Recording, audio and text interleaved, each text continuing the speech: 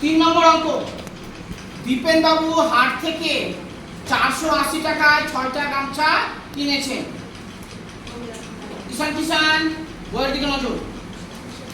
480 টাকায় কটা গামছা কিনেছেন? 6টা। 480 টাকায় 6টা গামছা কিনেছেন। যদি তিনি একই গামছা 4টি কিনতেন তবে কত খরচ হতো? বোঝা গেছে? দেখো কত 480 টাকায় কটা গামছা কিনেছিল? প্রথমে 6টা। পরে বলছে ওই 6টা না কিনে যদি 4টা কিনতো কত টাকা খরচ হতো। তাহলে আমাদের কি বার করতে হচ্ছে? কি বার করব আমরা? ভাগ নেব। কি বার করতে হবে আমাদের? এখানে ভালো করে আবার পড়ছি, শোনো।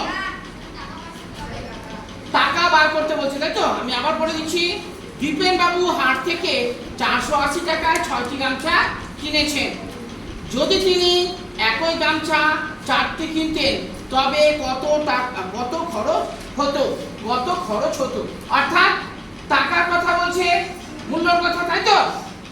যেটা বার করতে বলবে সেটাকে আমরা কোন দিকে লিখবো? আমরা ডান পাশে, অর্থাৎ শব্দের দ্বারা বুঝিয়ে আমরা সেটাকে ডান দিকে নিয়ে আসবো। তাহলে এইভাবে করি। 6টি গামছার দাম 480 টাকা। একটি গামছার দাম কত হবে? যেহেতু ঐকিক নিয়মের অঙ্ক বলছে, আর 4টা গামছার দাম চেয়েছে যে কত টাকা হবে। তাহলে শুরু করি। অঙ্কটা হচ্ছে দিন। সাইজ ঠিক আছে লেখার? বোঝা যাচ্ছে না? 6টি গামছার দাম, গামছার দাম 6টি গামছার দাম, 6টি গামছার দাম হচ্ছে 480 টাকা। হাতে লেখা বুঝতে অসুবিধা হচ্ছে? কেন আমরা 480 টাকা ডান সাইডে লিখলাম? আমাদের টাকা বার করতে বলেছে। 4টি গামছার দাম কত? যেটা বার করতে বলবে সেটা সবসময় কোথায় থাকে? প্রশ্নের, অর্থাৎ অঙ্কে দেবে শেষের দিকে। কি জানতে চেয়েছে? অঙ্কটাকে যদি ভালো করে পড়ি, শেষের দিকে কি জানতে চেয়েছে বা কি বার করতে হবে সেটা আমরা বুঝতে পারবো। এবার ঐকিক নিয়মের অঙ্ক। একটি গামছার দাম, একটা গামছার দাম, 6টি গামছার দাম হচ্ছে 480 টাকা। একটা গামছার দাম বাড়বে না কমবে? কে বলো কমবে? কে বলো বাড়বে? কমবে। 6টি গামছার, দেখো 6টা গামছার দাম 480 টাকা। 6টা গামছার দাম কত? সৃজা এদিকে। 6টা গামছার দাম হচ্ছে আমাদের 480 টাকা। একটা গামছার দাম কম হবে না? কম দিতে হবে। কম করতে গেলে আমরা কি করব? ভাগ। কম করতে গেলে, কম যদি হয় তাহলে কি করব আমরা? ভাগ। 480 ভাগ 6। এবার 4টা গামছার দাম বার করতে বলছে। 4টি গামছার দাম। এবার দেখো, এটার সাথে ছিল এটা সম্পর্ক, এবার এটার সঙ্গে এটা। একটা গামছার দাম কমে গেছিল। কমতে গেলে আমরা কি করেছিলাম? ভাগ করেছিলাম।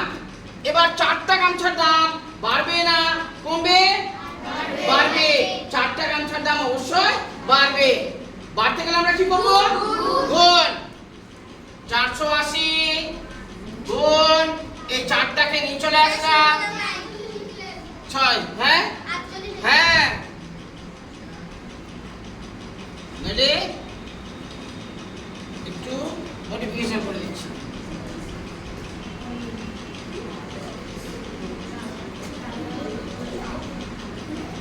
480 গুণ এই যে হয়ে গেল। এবার দেখো কাটাকুটি করব কি করে? 6 8 48, 8 আর এই শূন্যটা এখানে দিয়ে দিলাম। আর নিচে কিছু আছে? নিচে যদি কিছু না থাকে তাহলে তো কাটাকুটি কিছু নাই। এবার এখানে হচ্ছে 80 আর এখানে হচ্ছে 4, 4 8 32।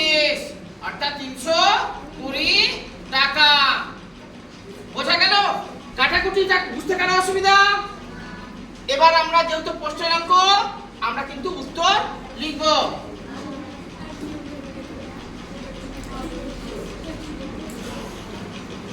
কত খরচ হবে? 4টি গামছার দাম কত হবে?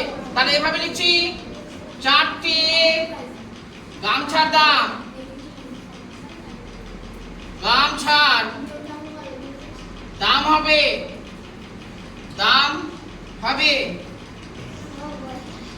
320 টাকা।